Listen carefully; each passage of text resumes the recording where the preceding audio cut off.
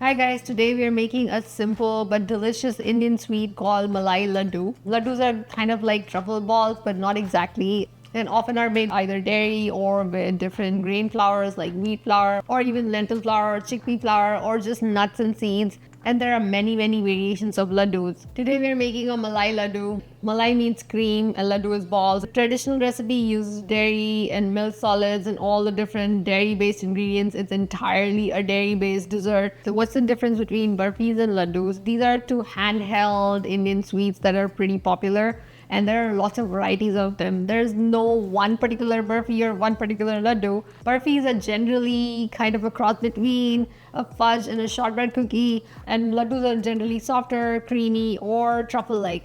But there are some burfis that are softer and more ladoo-like, and some ladoos that are harder and kind of shortbready like burfi. So there are lots of different textures and lots of different variations, many different flavors as well. Often these are really sweet because they use a lot of sugar, and you're supposed to eat just one or two of them and not the entire dozen.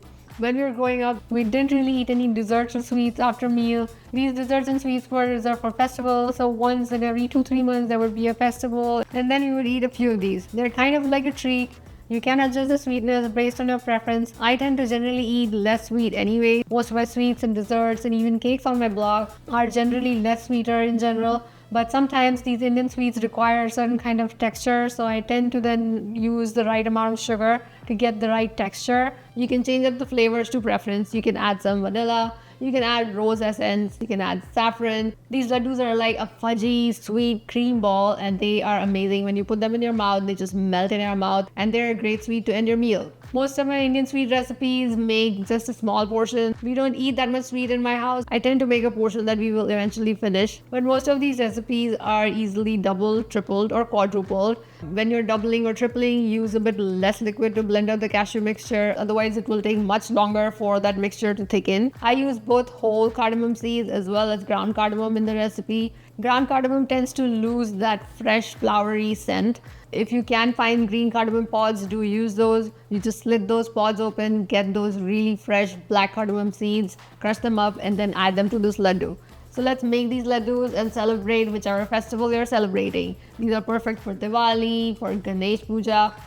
These are also great in your dessert spread after Indian party. I have a bunch of vegan Indian desserts already on the blog. There are a bunch in my first cookbook Indian kitchen as well. I have been trying to veganize all of these different Indian sweets and desserts that are very dairy heavy since 2012, 2013. This one has been on the blog for a bit. I tweaked that recipe a little bit and made it a little bit more simpler. And if you try it, do let me know in the comments. Also, thank you for watching, and I'll see you next time. To make these Malai ladoos, we soak some cashews and then drain them and add them to a blender, and then blend them with a little bit of water, some cream cheese, and sugar. I like to blend them for about a minute.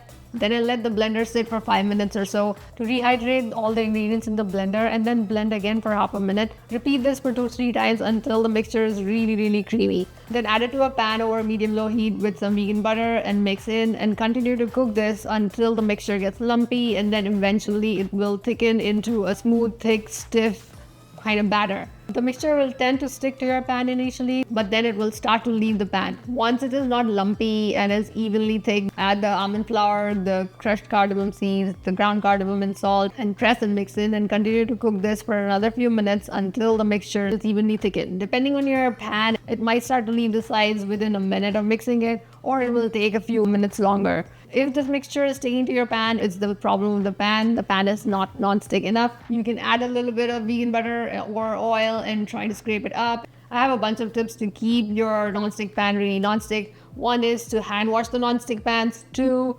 always have a dedicated non-stick pan for certain kinds of uses. For example, I use one of my pans for just making crepes and pancakes, and I don't use it to make any stir fries or vegetable stuff or anything else. The juices and acids from the vegetables affect the non-stick coating differently, and the way you stir all the vegetables and stir fries, that also affects the non-stick coating differently. So I have a separate dedicated non-stick pan for doing all of the stir fry stuff.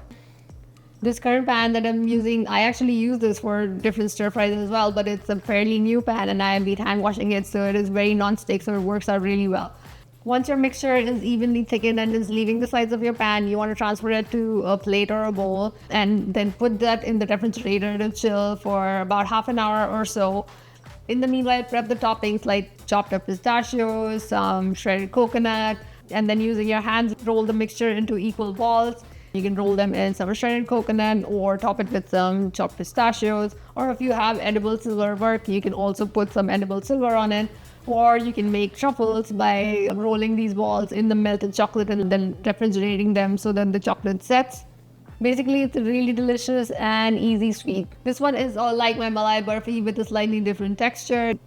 Malai Burfi is more like fudgy bars and they're baked, while this one is cooked on the stovetop. If you're looking for other vegan Indian sweets, I have a bunch of them on the blog. I have some kaju katli, gulab jamun. I also have a gulab jamun dry mix that you can use for gifting.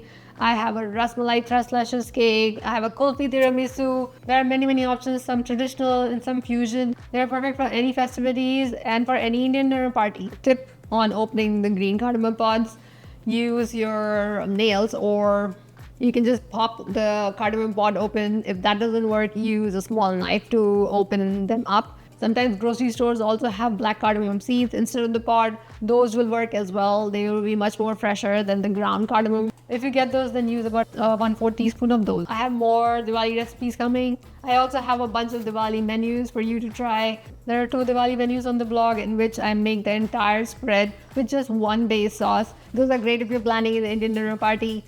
If you don't want to make a whole traditional Indian dinner, then try my Indian-inspired Thanksgiving spread from last year. It's got Indian-spiced meatloaf and cranberry sauce and palak paneer-based puffs and some glazed carrots, and that is a fabulous spread. If you do try these ladoos, do let me know in the comments. Also, please do review them on the blog.